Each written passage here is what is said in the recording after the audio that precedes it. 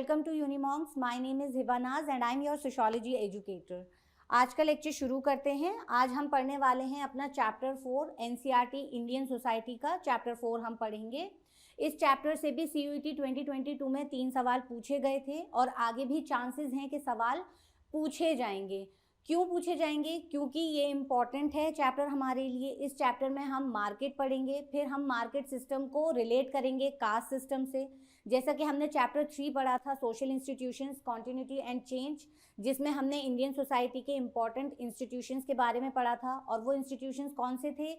एक फैमिली था, एक कास्ट था, एक ट्राइब।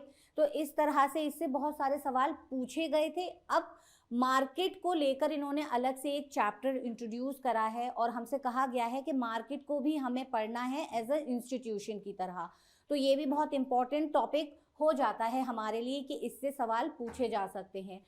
और इस चैप्टर में ही हमें कार्ल मार्क्स का कैपिटलिज्म पढ़ना है, तो वो भी हमें इन डिटेल पढ़ना होगा क्योंकि उसके भी चांसेस हैं कि क्वेश्चन उससे पूछे जा सकते हैं। जैसा कि हम सब जानते हैं कार्ल मार्क्स हमारे क्लासिकल थिंकर्स हैं, है ना, फेमस सोशियोलॉजिस्ट हैं, तो उनकी थ्योरी से तो क्वेश्चन पूछे जा सकते हैं, उसके चांसेस हैं।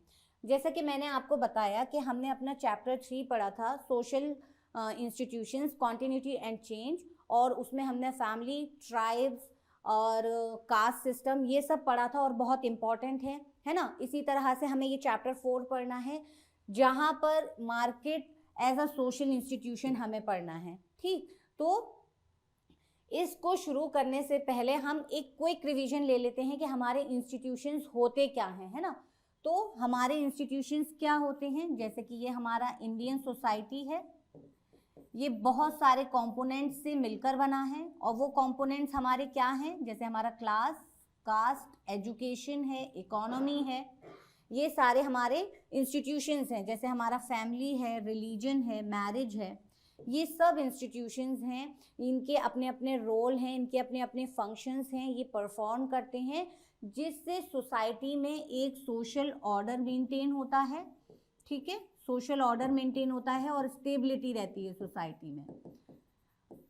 तो यही सब इंस्टीट्यूशंस में हम पढ़ते हैं। तो आज हम जो चैप्टर शुरू कर रहे हैं अपना market as a social institution, तो इसमें भी हम पढ़ेंगे कि जो मार्केट है उसको इंस्टीट्यूशन क्यों कहा जा रहा है और इंडियन सोसाइटी में इसका क्या रोल है, इसमें क्या क्या चेंजेस आए थे, जो ट्रेडिशनल इंडियन सोसाइटी है उस टाइम का मार्केट कैसा था, या अब जो मॉडर्न इंडियन सोसाइटी है हमारी उसमें जो ये इंस्टीट्यूशन है मार्केट, इसमें कुछ चेंजेस आए हैं या नहीं। तो चलिए लेक्चर शुरू करते हैं और आगे देखते हैं कि मार्केट क्या है।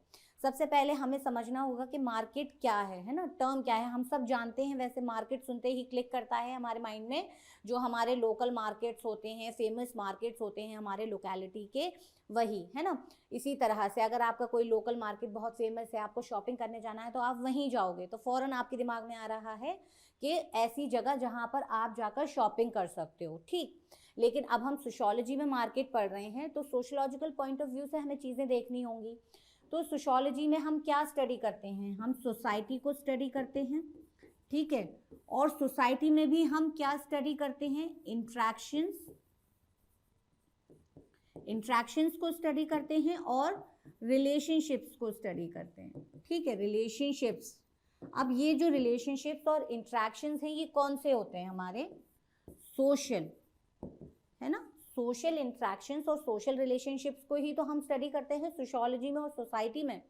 तो मार्केट क्या है? एक प्लेस है किस चीज़ की? जहाँ पर इंट्रैक्शंस होता है बायर्स और सेलर्स के बीच में, प्रोड्यूसर्स और कंज्यूमर्स के बीच में, रिगार्डिंग किसके? गुड्स एंड सर्विसेज के, है ना। मार्केट अब क्या कहा जा रहा है? एक ऐसी जगह है जहाँ पर लोगों का इंट्रैक्शन होता है, जहाँ पर लोगों के रिलेशंस मेंटेन होते हुए दिखते हैं। किन चीज़ों के लिए?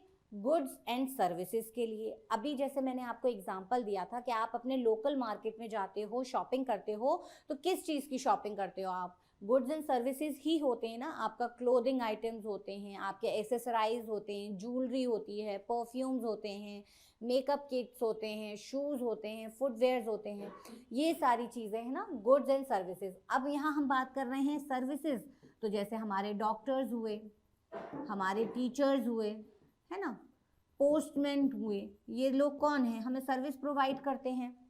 ठीक, तो इसके रिलेटेड जो भी हमारे इंट्रैक्शन होता है इन लोगों से, ये क्या होता है, सोशल इंट्रैक्शन होता है हमारा, है ना। तो अब हम मार्केट की बात कर रहे हैं, तो मार्केट में जो इंट्रैक्शन होता है बायर और सेलर्स के बीच में या प्रोड्यूसर्स और कंज्यूमर के बीच में, उस जगह को इन लोगों ने नाम दिया है मार्केट का। अब हम आगे देखते हैं और किस तरह से हमें इस कॉन्सेप्ट को समझना है। तो सबसे पहले वही बात कि हम सोशियोलॉजी पढ़ रहे हैं, तो सोशल एस्पेक्ट्स देखेंगे मार्केट का क्या है ना। तो हमारे दो एस्पेक्ट हमने यहाँ दिए हैं, सोशल एस्पेक्ट्स है हमारे। पहला हमारा क्या है, इंटरचेंज एंड इंटरेक्शन। वो किस तरह से होगा, देखो फॉर एग्जाम्पल आप किसी शॉप पर जा रहे हो, ये शॉप है, ठीक, यहाँ आपका शॉपकीपर और यहाँ है कस्टमर, ठीक है। डेस्क होता है, उसके पीछे वाला शॉपकीपर हो गया और आप इधर आगे की तरफ खड़े हो, ये हो गए आपके कस्टमर। अब आपको कुछ भी चाहिए इनके शॉप से, मान लेते हैं कि कोई हमें जैकेट चाहिए, ठीक है। अब हमें अच्छा लग रहा है वो जैकेट, हम उनसे पूछेंगे, सबसे पहले तो साइज़ बताएंगे कि हमें मीडियम चाहिए, लार्ज चाहिए, स्मॉल चाहिए। एक इस तरह से इंट्रैक्शन होगा हमारे बीच में। फिर जो सेलर है हमसे पूछेगा कि किस तरह का पैटर्न चाहिए आपको, फैब्रिक कौन सा चाहिए, लेदर में चाहिए या फेदर में चाहिए, इस तरह से पूछेंगे। फिर आप अपना बताओगे कि आपको क्या चाहिए, कि फेदर में दिखाइए या लेदर में दिखाइए, टेक्सचर्ड में दिखाइए। इस तरह से आपके इंट्रैक्शंस होंगे। उसके बाद फिर वो आपको प्राइस बताएंगे कि 1000 रुपीज़ है, 2000 रुपीज़ है। फिर आप बार्गेनिंग करोगे, नहीं भैया इतने में दे दो, नहीं भैया 800 में दे दो। ये सब क्या हो रहा है, आपका जो सेलर है और जो बायर है उन दोनों के बीच में इंट्रैक्शन हो रहा है ना। उसी इंट्रैक्शन की हम बात कर रहे हैं। अब ये इंट्रैक्शन क्या हो रहा है, सोशल इंट्रैक्शन है ना। वो भैया जो हैं, जो सेलर है, वो घर वाले भैया थोड़ी हैं, है ना।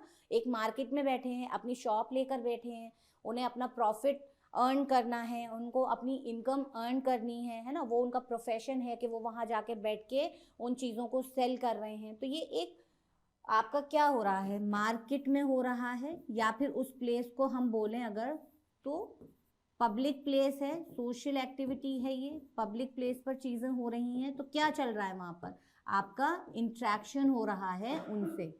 अब वो इंट्रैक्शन किसके बीच में हो रहा है, बायर और सेलर के बीच में हो रहा है। तो एक सोशल एस्पेक्ट तो हमारा ये हो गया।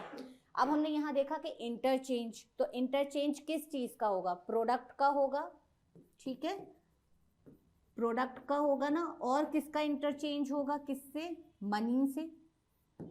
जो सेलर है वो प्रोडक्ट देगा आपको, वो जैकेट दे देगा आपको, और जो कस्टमर है वो उनको पे करेगा, मनी देगा, है ना। अब वो ट्रांजैक्शन कुछ भी हो सकता है, कैश हो सकता है या डिजिटाइज्ड, आप अपने कार्ड से पे कर सकते हो, फ़ोन पे करके, है ना। तो इस तरह से तो इंटरचेंज होती हैं चीज़ें और इंटरेक्शन होता है। ये एक हमारा सोशल एस्पेक्ट हो गया। दूसरा हमने क्या दिया, exchange of information and building relationships. दूसरा सोशल एस्पेक्ट हमारा क्या है मार्केटिंग को लेके। अभी जो हम इंट्रैक्शन इतनी देर से बात कर रहे हैं कि सेलर और बायर के बीच में इंट्रैक्शंस होते हैं, वो इंट्रैक्शंस सोशल इंट्रैक्शंस होते हैं जिसकी वजह से रिलेशनशिप्स मेंटेन होते हैं, ठीक है। किस तरह से होते हैं, अभी मैंने आपको एग्जांपल दिया कि आप अपने लोकल मार्केट जाते हो, ठीक, आप किसी शॉप पर गए, आपने वो जैकेट लिया, आपको पसंद आया, उसने 1000 बोला, आपने बार्गेनिंग करके वो 800 में ले लिया, ठीक है, 800 रुपीज़ में दे दिया।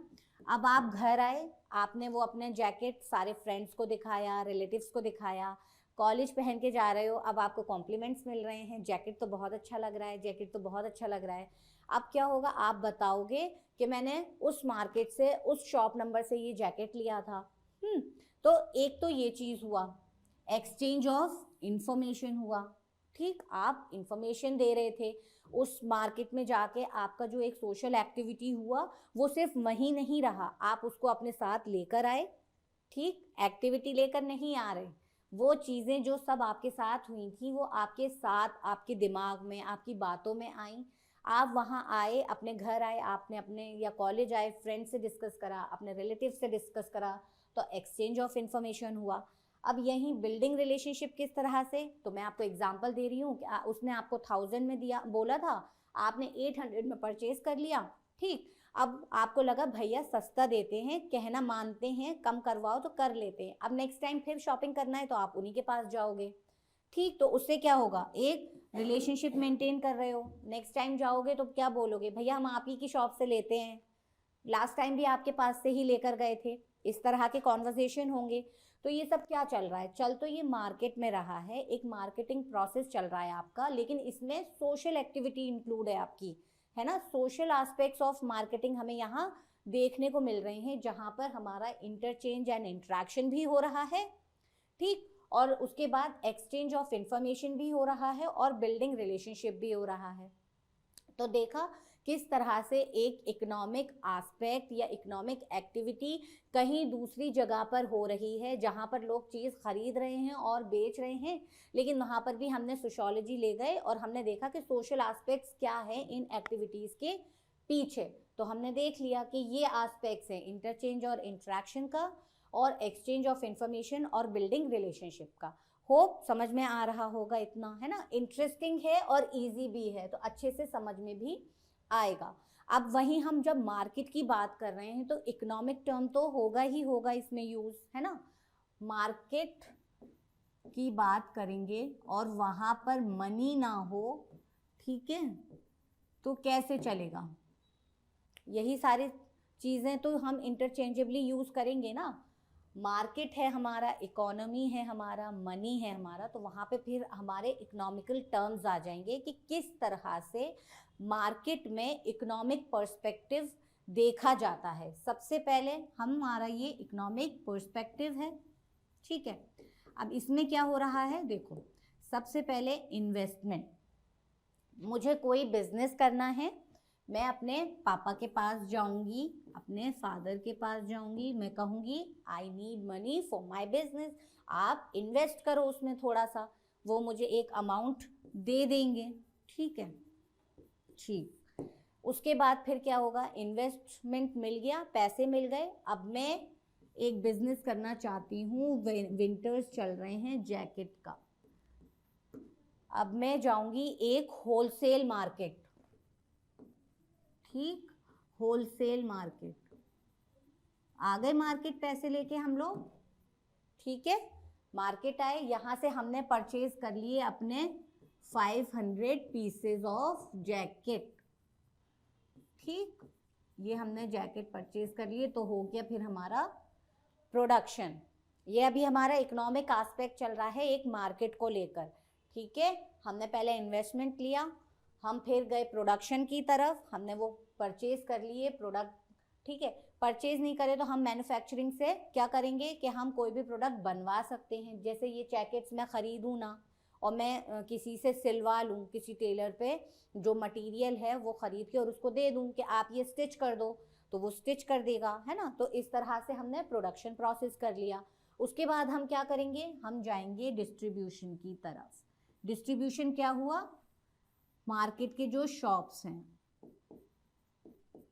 मार्केट शॉप्स जहां से हम चीजें परचेज करते हैं, जो अभी मैंने अब पहले एग्जांपल दिया था कि मैं एक पर्टिकुलर शॉप पर गई और मैंने वहां से एक जैकेट परचेज करी, तो इसी तरह से जो शॉप्स हैं वहां पर ये वाला जो प्रोडक्शन वाला जो सामान था वो हमने यहाँ लाकर डिस्ट्रीब्यूट कर दिया, ठीक है, शॉप्स में डाल दिया। अब ये लोग सेल करेंगे रिटेल में, है ना, ठीक।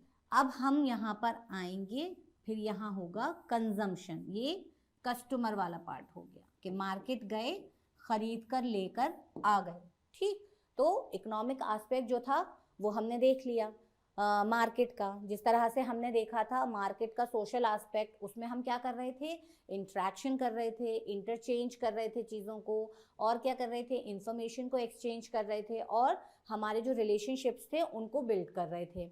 इसी तरह से जब हम इकोनॉमिक एस्पेक्ट की, इकोनॉमिक पर्सपेक्टिव की बात कर रहे थे मार्केट में, तो उसमें हमने क्या करा कि इकोनॉमिक पर्सपेक्टिव में हमने इन्वेस्टमेंट लिया सबसे पहले, फिर प्रोडक्शन की तरफ गए, फिर हम डिस्ट्रीब्यूशन की तरफ गए, फिर हम कंजम्पशन की तरफ आए, ठीक है। तो यहाँ पर क्या हुआ, प्रोड्यूसर और सेलर का सेलर्स और कस्टमर का रिलेशनशिप हमें देखने को मिला।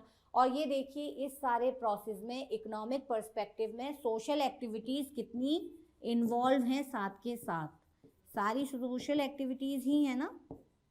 किस तरह से, जो हमने अभी देखा कि इन्वेस्टर जाएगा प्रोडक्शन के उसमें, तो वहाँ पे भी उसका इंट्रैक्शन होगा, रिलेशनशिप मेंटेन होगी। वहीं प्रोड्यूसर डिस्ट्रीब्यूटर के पास जाएगा, वो अपना सारा सामान उसको बेचेगा या कहेगा कि मेरा इतना सामान बेच दो, इतना कमीशन मिलेगा। तो यहाँ पर भी क्या हो रहा है, सोशल एस्पेक्ट चल रहा है ना, सारे इंट्रैक्शंस हो रहे हैं और जो रिलेशनशिप है वो भी बिल्ड हो रहा है। किस तरह से ट्रस्ट कर रहे हैं कि आप मेरा इतना बेच दो, मैं आपको इतना कमीशन दूंगा, ये सारी चीज़ें भी चल रही हैं। उसके बाद फिर डिस्ट्रीब्यूटर जो है वो कस्टमर को सेल कर रहा है, तो यहाँ पर भी वही प्रोसेस हो रहा है जो थोड़ी देर पहले हमने एग्जांपल में समझा था। इंट्रैक्शन भी चल रहा है, इंफॉर्मेशन भी एक्सचेंज हो रहा है। तो इस तरह से जो एक मार्केट है वहाँ पे हमें ये दोनों पर्सपेक्टिव और एस्पेक्ट्स देखने को मिल रहे हैं। सोशल भी हमने देख लिया और इकोनॉमिकली भी हमने देख लिया, ठीक है, और समझ में भी आया होगा, बहुत आसान है। ठीक, चलो आगे देखते हैं। आगे क्या है, अब हम बात करेंगे इकोनॉमिक पर्सपेक्टिव। जब हम बात कर रहे हैं तो ग्रोथ की हम बात करते हैं, इंडियन ग्रोथ या कोई भी मार्केट हो, मार्केट ग्रोथ है ना। अब मार्केट की बात कर रहे हैं तो मार्केट से क्या रिलेटेड होता है, बिजनेस, तो बिजनेस ग्रोथ। जहां भी आपका ये बायर और सेलर इन्वॉल्व्ड है या ट्रांजैक्शंस हैं, मनी ट्रांजैक्शंस हैं, है ना, ये सब क्या है, आपके इकोनॉमिक एक्टिविटी हैं। और किस लिए होती हैं, ग्रोथ डेवलपमेंट, इसके लिए ही होती है ना, ग्रोथ डेवलपमेंट। आप पैसा क्यों कमाते हो, सर्वाइवल के लिए, लग्जरी लाइफ के लिए, to improve your living conditions, इन सब चीज़ों के लिए, है ना। तो ये सारी चीज़ें होती हैं। अब यहीं पर हमारे एक बहुत फेमस एडम स्मिथ इकोनॉमिस्ट हैं, ठीक, एडम स्मिथ, इन्होंने एक बुक लिखा है वेल्थ ऑफ द नेशन। पूछ भी सकते हैं एग्जाम में आपसे कि वेल्थ ऑफ द नेशन किसने लिखा है, तो आपको आंसर देना है एडम स्मिथ, ठीक। तो उसमें क्या बात हुई है, इन्होंने दो इम्पॉर्टेंट टॉपिक्स को कवर करा है या दो इम्पॉर्टेंट टॉपिक्स को प्रमोट करा है या बात करी है। तो सबसे पहला है एक हमारा सेल्फ इंटरेस्ट। इसमें ये कहते हैं कि अगर आपको अपना ग्रोथ चाहिए, आपको डेवलपमेंट चाहिए, अब चाहे वो पूरा मार्केट का हो, चाहे वो इंडियन सोसाइटी का हो या किसी फैमिली का हो, ये सब हम जो टर्म्स ले रहे हैं ये हमारे इकोनॉमिक से रिलेटेड हैं, ठीक है, इनके अर्निंग से, वो ग्रोथ की हम बात कर रहे हैं। अब मैंने यहाँ फैमिली लिखा तो फैमिली ग्रोथ का मतलब नहीं है कि मेंबर्स बढ़ाने हैं, ठीक, इनकम, फैमिली इनकम का ग्रोथ, ठीक है।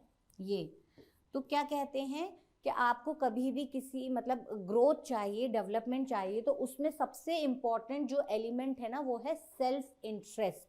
सेल्फ इंटरेस्ट की वजह से आपका जो पूरा इंस्टीट्यूट है, जो आपकी सोसाइटी है या आपकी जो पूरी मार्केट है वो ग्रो करेगी। किस तरह से कि देखो, जैसे ये हमारा एक इंस्टीट्यूट है, कोई ऑर्गेनाइजेशन है ना। अब यहाँ 10 मेंबर्स हैं, सिर्फ यहाँ पर एक मेंबर काम कर रहा है, तो इस इंस्टीट्यूट का ग्रोथ होगा। सिर्फ एक मेंबर कर रहा है और जो 9 मेंबर्स हैं ना वो बैठे हुए बातें बना रहे हैं बस, ठीक है, या सिर्फ 2 या 3 लोग काम कर रहे हैं और सब बैठ के बातें बना रहे हैं, टाइम पास कर रहे हैं कि काम हो तो रहा है। तो इससे क्या होगा, किसी भी ऑर्गेनाइजेशन का, किसी भी इंस्टीट्यूट का, किसी भी बिजनेस का कोई ग्रोथ नहीं होगा जितना कि हर 10 मेंबर्स सोचें कि हमें काम करना है, हम सबको अपना अपना काम करना है, तो ठीक सब अपना अपना इंडिविजुअल पार्टिसिपेशन दिखाएंगे, अपने बारे में सोचेंगे कि मैं अच्छा काम करूंगा तो मैं ग्रो करूंगा। इस तरह से जब 10 लोग मिलके 10 लोग अलग अलग अपना अपना काम करेंगे तो वो जो ऑर्गेनाइजेशन, वो जो बिजनेस है, वो जो इंस्टीट्यूट है, वो ऑटोमेटिकली फिर ग्रो करेगा। ठीक है, इसी तरह से तो एडम स्मिथ ने बोला कि सेल्फ इंटरेस्ट पर बात होनी चाहिए। जब इंडिविजुअल को रियलाइज होगा कि मुझे अपने लिए काम करना है तो वो ऑटोमेटिक अपने ऑर्गेनाइजेशन के डेवलपमेंट और ग्रोथ के लिए भी काम करेगा। ठीक, इतना एडम स्मिथ ने बोला सेल्फ इंटरेस्ट पर। आगे देखते हैं। अब जब मैं ये इंडिविजुअल बोल रही हूँ, इसका मतलब हम किससे रिलेट कर रहे हैं? ग्रोथ ऑफ द कंट्री से। ठीक है, इंडियन सोसाइटी पढ़ रहे हैं ना हम, तो इंडियन सोसाइटी की बात करेंगे, इंडियन सोसाइटी की ग्रोथ की बात करेंगे। ठीक, इतना। आगे देखिए, सेकेंड हमारा क्या था? The invisible hand. ठीक, इस तरह से भी आपसे सवाल पूछा जा सकता है कि who talk about the term invisible hand, तो आपको बताना है एडम स्मिथ। आपका आंसर एडम स्मिथ होना चाहिए। ठीक, अब इनविजिबल हैंड में क्या बोलते हैं?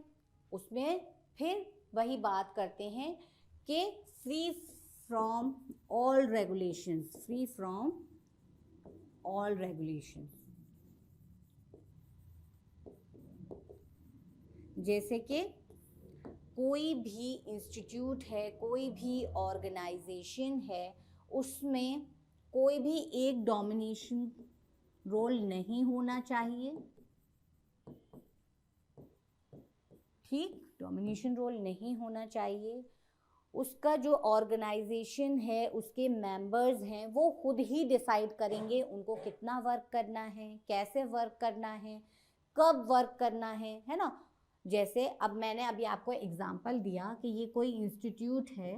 ठीक, अब ये मेरा इंस्टीट्यूट है, ठीक है, माइन, तो मैं ही तो डिसाइड करूँगी ना कि इसमें कितने एम्प्लॉयज़ होने चाहिए, कितने नहीं होने चाहिए, मैं टाइम क्या रखूँगी, वर्किंग आवर्स क्या रहेंगे, है ना, मुझे किससे कितना काम करवाना है, स्पेशल कैटेगरीज बनाऊंगी मैं अकॉर्डिंग टू देयर क्वालिफिकेशंस, कि किसकी क्या क्वालिफिकेशन है, उसके अकॉर्डिंग उसको काम दूंगी।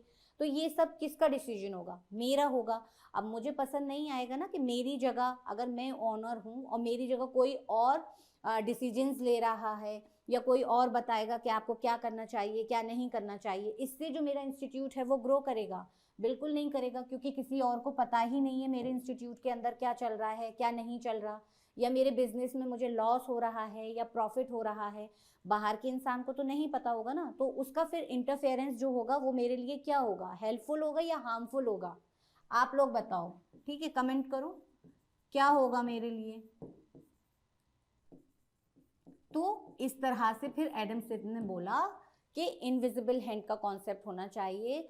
और फिर उन्होंने एक टर्म यूज करा बहुत अच्छा, लेसेस फेयर, और ये क्या है? हमारा फ्रेंच फेज है। ठीक है, और इसका मीनिंग क्या है जो अभी हमने डिस्कस करा? Free from all regulations.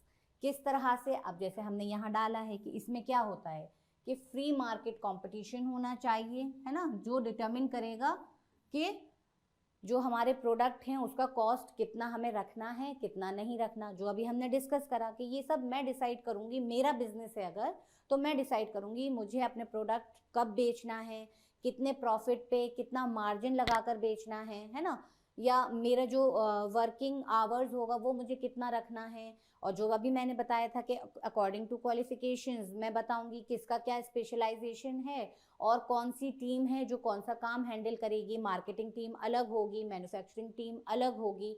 इस तरह से सारी चीज़ें मैं ऑर्गेनाइज करूंगी। इसी तरह से फिर entrepreneur determine what should be produced.